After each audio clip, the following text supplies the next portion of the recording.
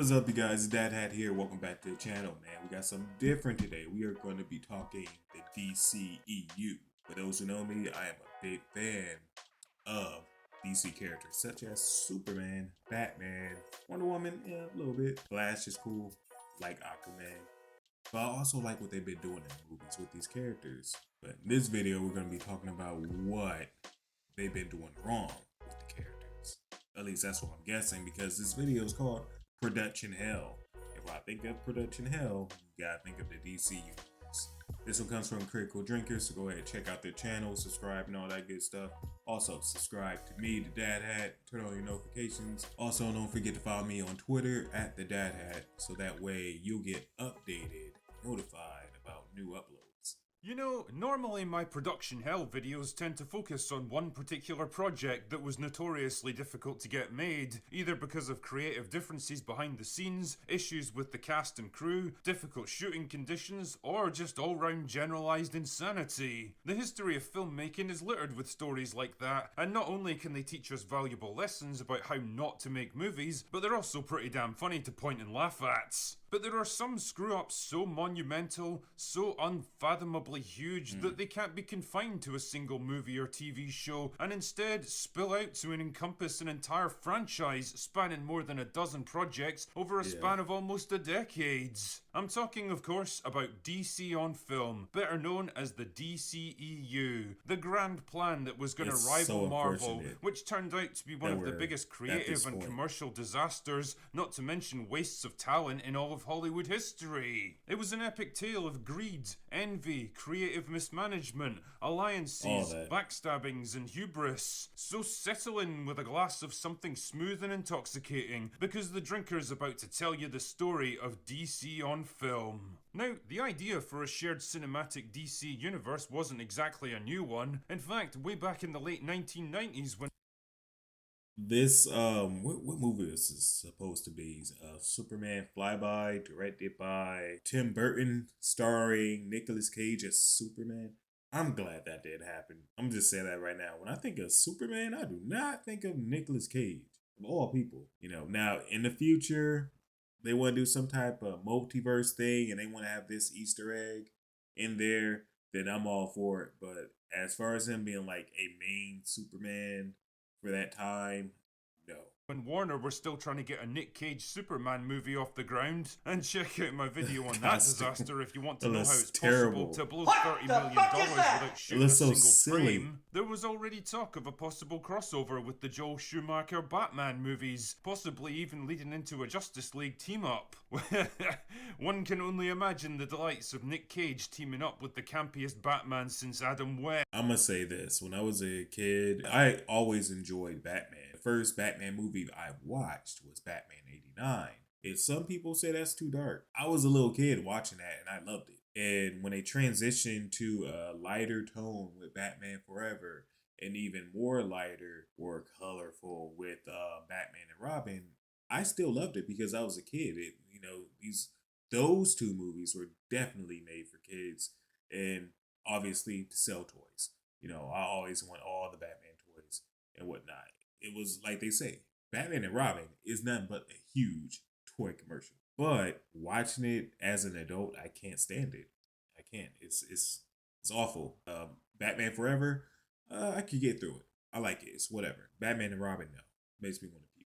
Anyway, needless to say, nothing came of this grand concept, and Warner quickly abandoned it to focus on solo Superman and Batman movies. But hey, nothing rejuvenates old ideas quicker than someone else making money out of them, and the meteoric rise of the MCU in the early 2010s was enough to get Warner executives thinking once again.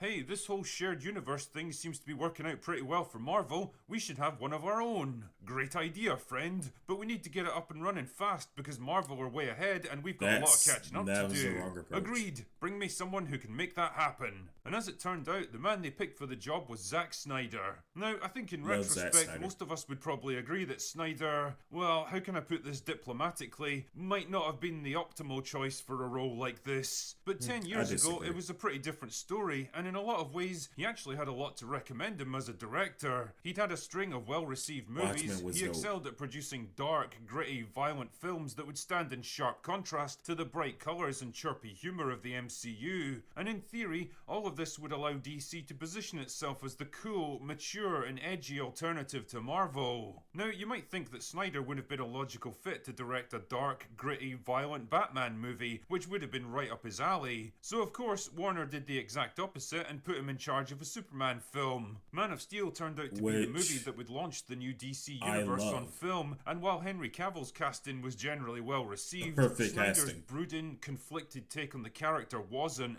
and Man of Steel earned a lukewarm reception at the box office. But yeah, I mean, look, people say they don't like Man of Steel. I get it. First Superman movie I saw was Superman, you know, with Christopher Reeves, and I like those movies. I like Superman and Superman 2. But the thing that I love about Man of Steel is that the character is so relatable. He's in our world now. Christopher Reeves Superman was in that comic book world where, and I know you guys in the comments might be like, oh, it's a comic book. No shit. Christopher Reeves Superman was in that comic book world where everybody loved him right off bat. They didn't question his methods. They didn't think twice, oh, it's an alien flying around. Why is he here? Or anything. That's fine, but in today's world, nah. If I've seen a man fly through the sky, I'm going to be like, well, I wish I could do that. But I'm also going to think, like, why is he here? What are his intentions? Should I be nervous? Should I not be nervous? And those are the things that you get in Man of Steel and especially BVS. But don't worry, worse was yet to come. A lot worse. See, Snyder's plan was to do a sequel to Man of Steel first, and then introduce Batman based on The Dark Knight Returns, followed by a team-up with the other members of the Justice League in an epic two-part storyline that would culminate in the death of Superman's story from the comics. That sounds good. Fair enough, but Warner executives weren't happy with this plan. Marvel had already had their first big Avengers team-up film that went on to make $1.5 billion, and naturally, they wanted a piece of the action. There wasn't time to introduce each character in their own movies and patiently build up the franchise like they should have done. They wanted results, and fast. And so, Man of Steel 2 morphed into Batman vs Superman, a film that would introduce not one but two of the biggest storylines in DC history, as well as being a backdoor intro for Wonder Woman, Aquaman, Cyborg, and The Flash. And if this all sounds like a lot of work to put on the second movie in a franchise, well, that's because it was. You don't need me to tell you that Batman vs Superman was a shit show. It was too long, too bloated and convoluted. The conflict between the two leads didn't make much sense. The tone was bleak and depressing, and the introduction of Wonder Woman felt tacked on and distracting. The failure of Batman vs Superman sent shockwaves through Warner Brothers, who were convinced that knowing that Warner Brothers, their plan was to have a Man of Steel 2, then a Batman movie, a solo Batman movie, then Wonder Woman. I wish they would have went that route. And, and Batman v Superman is one of my top movies. But if they had went that route, that would have been great. And then I feel like after you give the Trinity their own movies, you go into Justice League. Because you don't really have to give Aquaman its own movie first. You don't have to do Flash first. You don't have to do Cyborg first. You could have hopped right in to Justice League and then give those characters their movies. As long as the Trinity got their own movies. That they had a mega hit on their hands. It was clear to the studio heads that Snyder's bleak, somber, grimdark take on the franchise wasn't working out, and they needed to change course drastically. Their movies needed to be lighter, funnier, and shorter. Basically, they needed to be just like the MCU, the very thing that they were supposed to be against. And the casualties began to mount straight away. Suicide Squad, which was pretty much in the can by this point, was subjected to extensive reshoots and re-edits in a desperate attempt to shorten the length, inject more humor, and ramp up the pace. The resulting Frankenstein's monster of a film was practically disowned by director David Ayer, who was rightly pissed off at having his creative vision flushed down the pan, and heavily criticised by fans who to this day are campaigning for the original cut to be released. The only point of hope for DC on film was the surprise success of Wonder Woman, which had been largely insulated from the fallout of Batman vs Superman and enjoyed a relatively trouble-free production. And its success cemented the idea that the only way forward was to ditch the bleak nihilism of the Snyder movies and focus more on optimism, warmth, heart, and positive heroic characters. Unfortunately, one good movie wasn't enough to keep the franchise going, and an even bigger disaster was on the horizon. Justice League was intended to be the biggest movie of the franchise so far, bringing in all the major players for an epic battle that would eclipse even the Avengers. The only problem is that Warner were now in full-on panic mode after the failure of Batman vs Superman, desperately trying to course correct. Alright, I feel like if Warner Brothers didn't cut down that important 30 minutes of Batman v Superman, then it would have did better in theaters. I felt like when I went to go watch that movie, I was like, wait, something's missing. You watch the Ultimate Edition and you're like, okay, makes sense. Everything's better in the Ultimate Edition. But what they did with Justice League was way worse. They butchered that movie. They destroyed that movie. I went into that theater and I should have actually demanded my money back because that's not the movie I paid to see. But we'll get to that. I'm pretty sure he'll get the Snyder cut. Forced Snyder to drop out of post-production, Warner seized the opportunity to bring in a man who could give them their own personal version of the Avengers. Imaginatively enough, the man who made the fucking Avengers in the first place. It was a desperation move by a studio lurching from one disaster to another, groping for a solution to a problem that they didn't fully understand. And even if they did, Whedon was given neither the time nor the resources to properly fix the movie. An overweight and alcoholic Ben Affleck was brought back in for hastily organised reshoots, and no amount of makeup and wardrobe could hide the fact that he was out of shape and disinterested in the part. Henry Cavill, who was in the middle of filming Mission Impossible, was refused permission to shave off his moustache, resulting in possibly the most hilariously terrible CGI job in history. This is what we had to deal with Ultimately, for years. The best that Whedon could manage was a bodge job that satisfied nobody, ballooned the budget to over $300 million, and resulted in a Frankenstein's monster of a film that was very clearly two different movies made by two different directors, awkwardly forced together. Justice League was an absolute failure commercially and got savaged by fans and critics alike.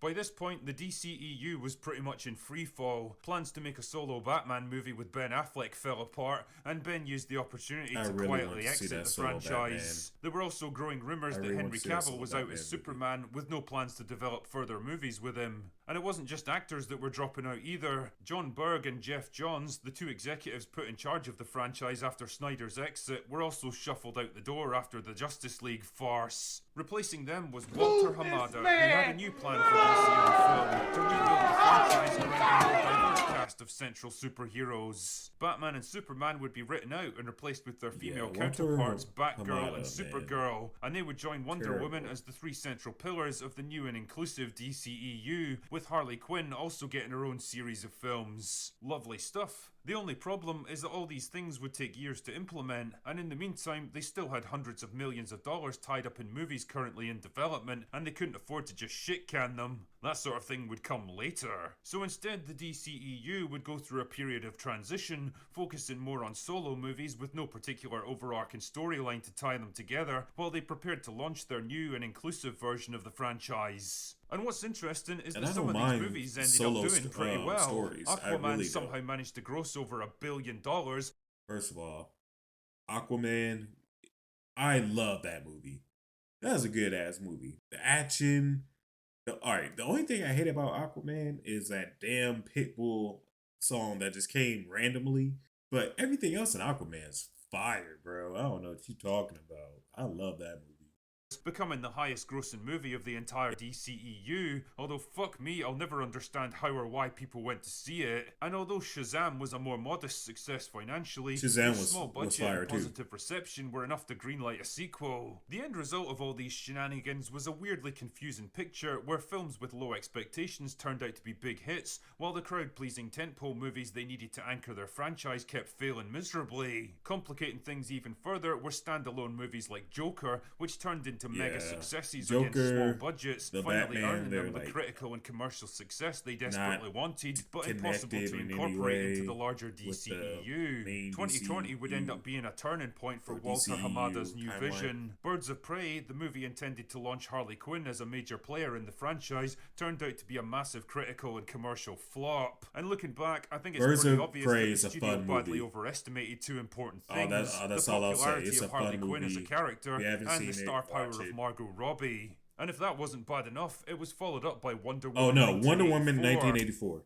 Wonder Woman 1984, do not watch that.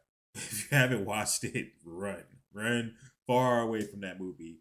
What they did with Wonder Woman, they took away her sword, they took away her shield, and they just had her with her lasso. They tried to make Wonder Woman the next Superman movie that came out in like 1978.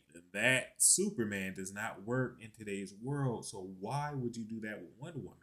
It don't work. 90% of this movie is shit. I've watched it once. I'm lying. I've watched it all the way through. I watched it once. I tried to give it a second watch. I didn't make it halfway through. I'll never attempt to watch that movie again. It is shit. See, the success of the first movie had freed up director Patty Jenkins to have more creative control over the sequel, including writing the script, which again, in hindsight, proved that the studio badly overestimated two things: her ability to write compelling stories and her ability to direct competent action scenes. Either way, Wonder Woman 1984 got scathing reviews, largely killing off the goodwill towards the character, and the unspecified virus of unknown origin effectively killed its chances at the box office. Yeah. And if all that wasn't bad enough, that as from well. DC's past was about to come back to haunt them. See, ever since the Justice League debacle, there had been a growing online movement for the studio to release the original Zack Snyder version of the movie. Naturally, this was not a thing Warner were keen to do, because if it happened to be a big success, it would only underline the magnitude of their own fuck-up with how the film was managed. But that all changed conveniently enough when AT&T bought them over, and because they needed something to put on their new HBO Max streaming service, the Snyder Cut was brought back from the dead like a fucking zombie and released in March 2021. Now, from a filmmaking point of view, I have to admit that it's kind of fascinating to compare the two wildly different versions, but from a commercial perspective, it was an absolute disaster for DC. Releasing what amounted to a competing project that even teased the possibility of further film development only served to fragment an already divided fan base, undermining Warner's own plans for the future and making them look like a studio at war with themselves. But hey, there was at least one tiny cause for optimism on the horizon. James Gunn, who was taking a hiatus from Marvel after some uncomfortable old tweets resurfaced, was lured over to DC to make a sequel to the Suicide Squads. Which is a good movie. Sequel, but it was more like a soft reboot. It was replacing a soft most reboot of the main characters and basically starting again. Either way, it was a big hit with fans, and even it was good. It was actually the fine. Pandemic, it showed what Gunn could do with DC properties. And keep that one in mind because it's going to be important later. Anyway, it was becoming pretty obvious that things needed to change, and fast. The DCEU had been meandering without much sense of direction ever since Justice League. Walter Hamada's vision for a female-led franchise wasn't looking so appealing after Birds of Prey and Wonder Woman 1984, and most important of all, the studio was running out of money. That Walter the merger Hamada between Warner and Discovery finally Harley brought Quinn this to be change the in the face shape of of the David DC. Zaslav, the new CEO of Warner Discovery. Zaslav had a reputation as a hard-nosed businessman who took no shit and was willing to do whatever it took to get things back on track. And after reviewing Hamada's plans for DC on film, he promptly decided, fuck this, and took a scythe to the whole thing. Aquaman 2, Black Adam and The Flash were too far along in development to be cancelled, but as for the rest of their film and TV projects, it was an absolute bloodbath. Supergirl was axed, and so was an almost finished Batgirl, not to mention Legends of Tomorrow, Stargirl, Batwoman, and Batman Beyond. He also began a Batman Beyond was in development? I didn't know that.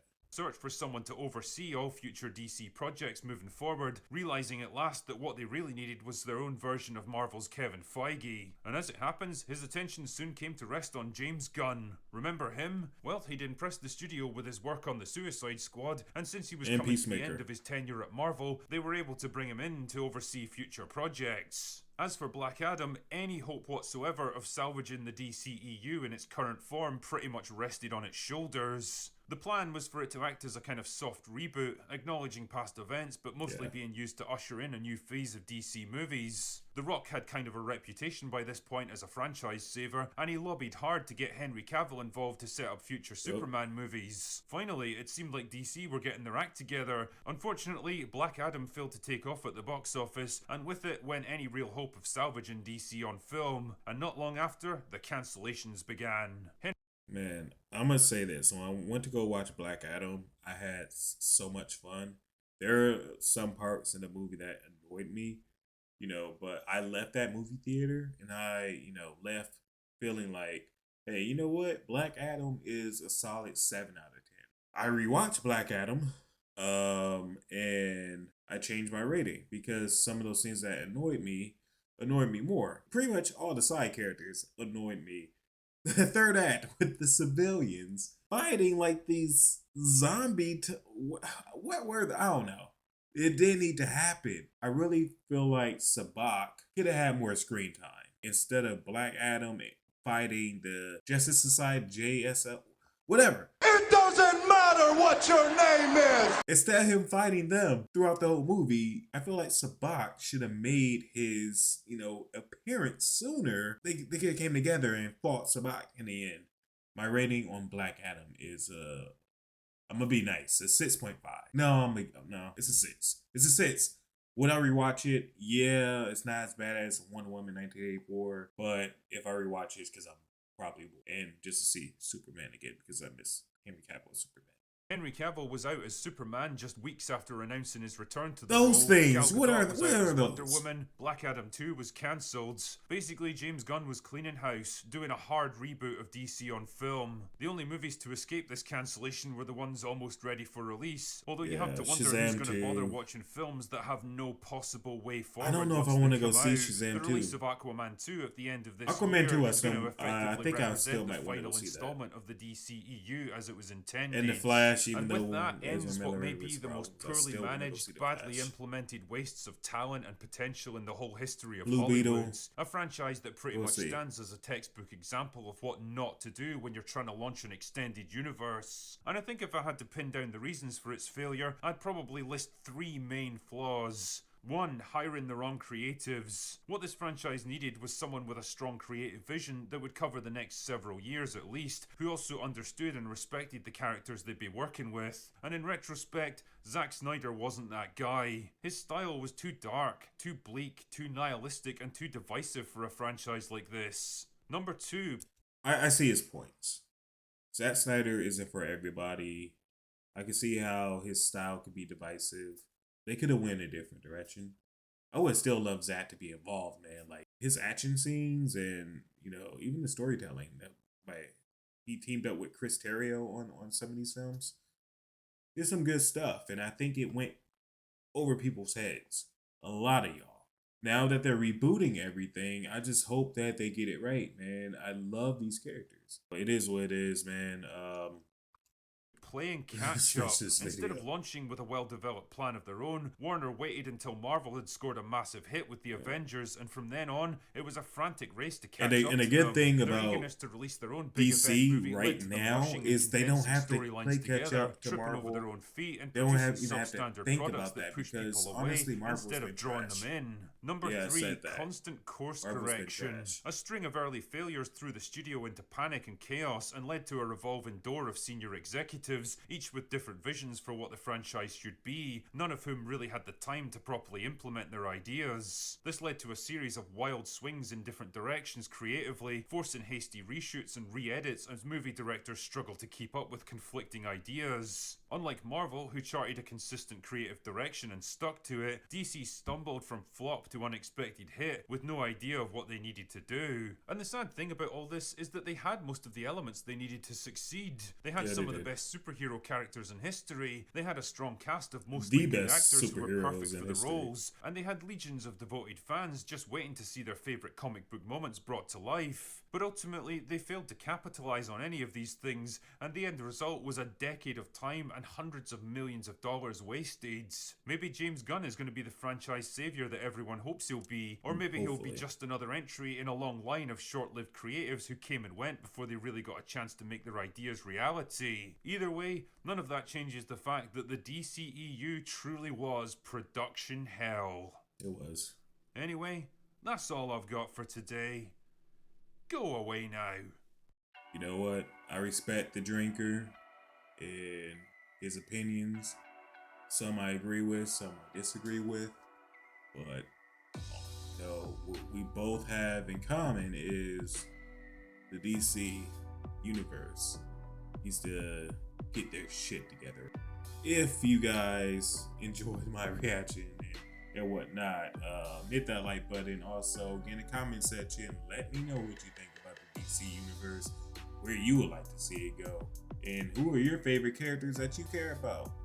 All I know, I was really looking forward to that Man of Steel 2. It was right there. It was right there, man. They brought back Henry. They was like, Henry, you're back. Henry told us himself that he was back. And then they're developing a script for Man of Steel 2. And then they destroyed our dreams. Anywho, I'll catch you guys in the next one. DaddHat. Don't forget to follow me on Twitter. Peace.